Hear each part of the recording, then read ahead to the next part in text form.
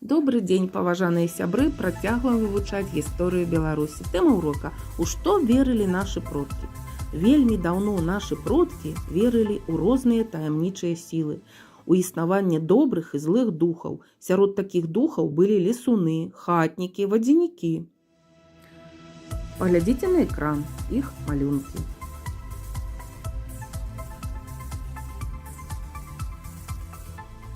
Таксама пакланяліся Дажбогу, богу сонца.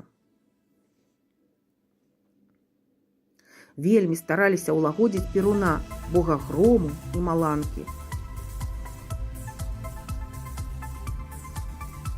Асаблівае значэнне надавалі Вялесу, богу жывёлагадоўлі, гандлю, багацця.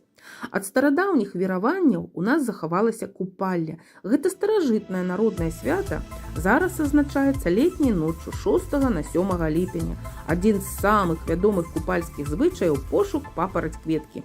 Згодна з паданнем, убачыць яе можна толькі цёмнай ноччу. Трэба было запаліць свечку ў лясным гушчары, дзе шмат папараці. Лічылася, што той, хто знойдзе папараць-кветку, зможа бачыць скарбы, схаваныя пад зямлёй.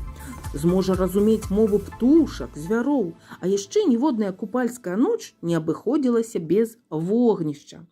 Вакол яго вадзілі карагоды.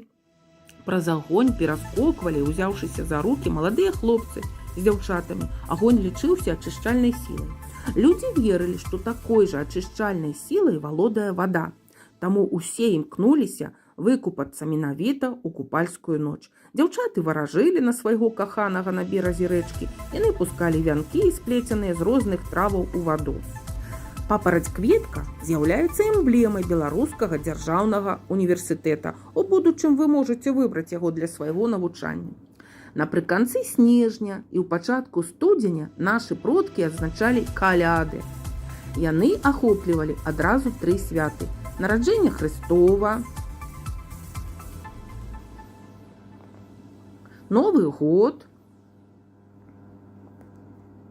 і хрышчэнне. Да кожнага з гэтых святаў гатавалася абавязковая ежа – каша з тоўчаных ячных круп. Яна называлася куцця. За стол для святкавання калядаў сядалі, як толькі на небе з'яўлялася першая зорка. Увечары моладзь і дзеці апраналі на выварат кажух, надзявалі маску казы і хадзілі калядаваць. Яны спыняліся ля кожнага двара і чакалі, калі іх запросяць у хату. Калядоўнікі трымалі ў руках зорку. Яе абцягвалі каляровай тканінай, а ўсярэдзіне запальвалі свечку. Перапранутыя калядоўнікі спявалі песні, скакалі пад скрыпку, бубен. За гэта атрымлівалі пачастункі: сала, каўбасу, а таксама грошы. Яшчэ ў тыя часы, калі жыла Рахнета, на зямлю нашых продкаў прыйшла новая вера – хрысціянства. А ў 11 стагоддзі хрысціянства падзялілася на праваслаўе і каталіцызм. Тыя вернікі, што моляцца ў царкве, называюць сябе праваслаўнымі, а тыя, што ў касцёле – католікамі. Так вось, пачалі будавацца цэрквы. Болей стала пісьменных людзей, бо пры цэрквах адчыніліся школы. Побач з цэрквамі будавалі манастыры. Першы манастыр быў заснаваны Рагнедай каля Ізяслаўля, дзе яна жыла разам з сынам. Сын Рагнеды Ізяслаў паклапаціўся аб адкрыцці ў Полацку першай школы. Ён пачаў збіраць бібліятэку. У самым цэнтры Мінска узведзены касцёл святых Сымона і Алены. Ён незвычайны, бо пабудаваны беларускім грамадскім дзеячам Эдвардам Вайніловічам у памяць пра сваіх памерлых дзяцей. Гісторыя гэта здарылася больш за 100 гадоў таму.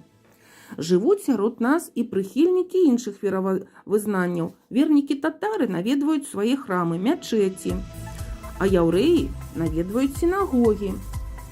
Пераважная большасць вернікаў у Беларусі праваслаўныя, але з даўніх часоў жыхары нашай зямлі мірна суіснавалі з прадстаўнікамі іншых веравызнанняў. Кожны чалавек сам выбірае сабе веру або застаецца няверуючым. Мы з павагай ставімся да людзей рознай веры, бо вера ў Бога дапамагае многім людзям у іх жыцці.